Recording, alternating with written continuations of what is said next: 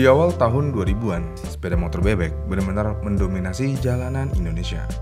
Motor-motor legendaris seperti Honda Supra, Yamaha Jupiter, Suzuki Smash, dan model-model dua tak seperti Yamaha Force One dan Suzuki Satria adalah pemandangan yang biasa dan bisa kita temukan di kehidupan sehari-hari. Kenapa bisa? Ya karena segmen motor cuman itu-itu aja zaman dulunya. Kalau nggak motor bebek, ya motor sport. Bahkan kalau kita lihat data historis IC di tahun tersebut, data ini menunjukkan penjualan motor bebek pada era 2005 sampai 2010 berkisar antara 40-50% dari total penjualan motor domestik. Dan pada era tersebut, segmen motormatic baru bisa menyumbang 20% di pasar. Dengan data tersebut, ini seperti menggambarkan betapa dominannya segmen motor bebek dalam industri sepeda motor kala itu. Dengan data yang ada, banyak orang yang akan yakin kalau segmen motor bebek akan terus ada alias tidak akan mati. Dan ya, produsen masih terus fokus untuk membuat motor bebek. Yang mana jika kita ingat-ingat lagi, ada beberapa banyak motor bebek yang ada di Indonesia. Jawabannya cukup banyak. Tapi prediksi dan harapan tersebut seakan-akan sirna atau hilang ketika kita masuk tahun 2004, yang mana Yamaha mengeluarkan Yamaha Mio dan Nuvo. Sejak saat itu, segmen motor baru yaitu Matic muncul. Tapi walaupun Yamaha berhasil dengan motor Matic-nya, pasar masih menerima motor bebek. Yang mana jika kita lihat data IC lagi, pada tahun 2012 aja motor bebek masih menyumbang sekitar 30% pangsa pasar sepeda motor nasional. Tapi sayangnya itu adalah masa puncaknya motor bebek, karena sejak saat itu angka tersebut terus merosot. Yang mana pada tahun 2013 motor bebek hanya menyumbang 22,8% aja. Lalu pada tahun 2014 cuma di 18,7%. Kemudian di tahun 2015 ada di angka 13,2% dan terus mengalami penurunan setiap tahunnya. Dan pada tahun 2020 pasca gelombang awal pandemi, motor bebek hanya memiliki angka di sekitar 6% pangsa pasar. Dan angka ini terus memburuk sampai tahun 2023, yang mana motor bebek hanya menyumbang 5,08% penjualan motor nasional. Dan puncaknya ada di tahun 2025, yang mana data kuartal pertama tahun 2025 menunjukkan motor bebek hanya menyumbang 3,37% aja dari total penjualan domestik motor. Dengan kondisi ini, kita bisa yakin kalau kondisi pasar bebek lama-lama akan mati. Pertanyaannya, kenapa pasar motor bebek di Indonesia mati? Jawaban pertama dan paling mudah tentu aja karena perubahan tren yang dibawa Yamaha, yaitu motor Matic. Dan dari tahun 2023, motor Matic sudah menyumbang 90% lebih penjualan motor nasional. Dengan tingginya angka ini, kasarnya tidak ada ruang lagi untuk motor lain apalagi motor bebek. Bahkan bukan motor bebek aja, motor sport juga mengalami penurunan angka yang cukup signifikan.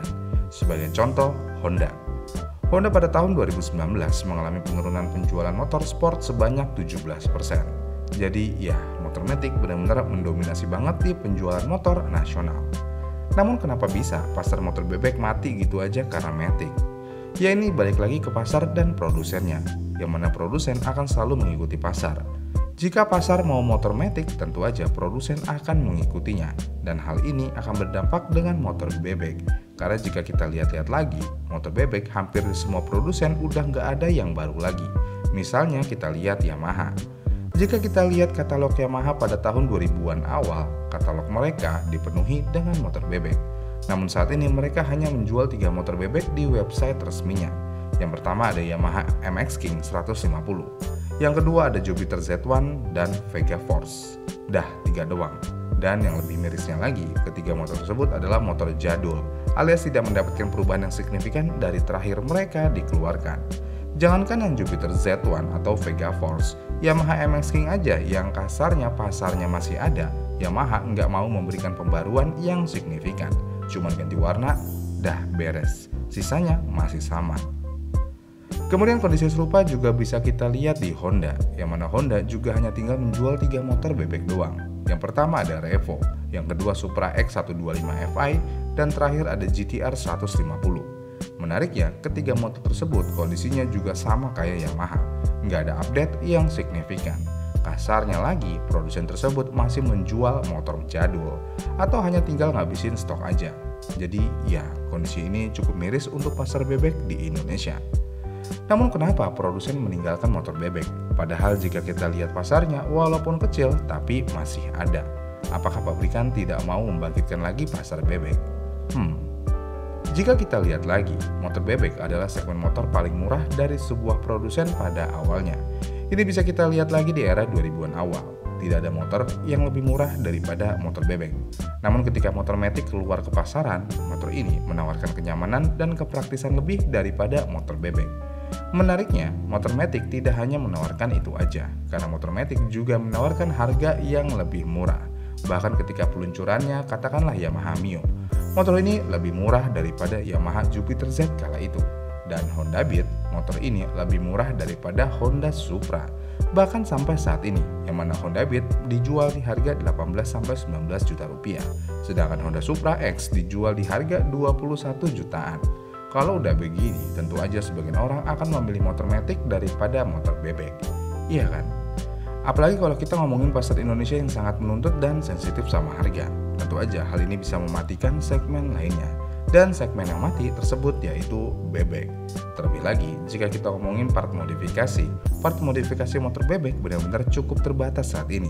Ini berbeda dengan era 2000-an awal. Mau part aftermarket apapun, untuk motor bebek apapun, semuanya tersedia, walaupun belum zaman marketplace. Tapi kalau saat ini udah berbeda, sangat sedikit. Sedangkan untuk motor matic benar-benar melimpah. Dari baut kecil sampai mesin atau bodi karbon atau apapun itu, semuanya lengkap. Kasarnya, kalian beli motor matic, semuanya bisa dimodif. Sampai tangki-tangkinya kalian bisa modif. Dengan kondisi ini, siapa yang mau beli motor bebek lagi? Iya kan? Karena semuanya serba susah kalau punya motor bebek. Contoh paling nyatanya lagi adalah di oli. Kalau dulu produsen selalu memproduksi dan memberikan marketing di olinya. Kalau ini khusus motor bebek, khusus motor sport dan lainnya. Tapi saat ini semua itu sudah hampir nggak ada. Jadi kalau kalian pakai motor bebek ya cuman pakai oli 4 tak aja. Atau kalau yang bagus pakai oli motor sport. Jadi ya pasar motor bebek bisa begini karena orang-orang tidak mau membeli motor bebek lagi. Jadi kesimpulannya, apakah pasar motor bebek ini mati?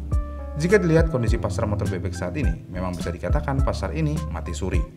Dengan pangsa pasar yang di bawah 4%, pilihan model terbatas, dan dukungan pabrikan yang meredup, motor bebek seolah mati langkah.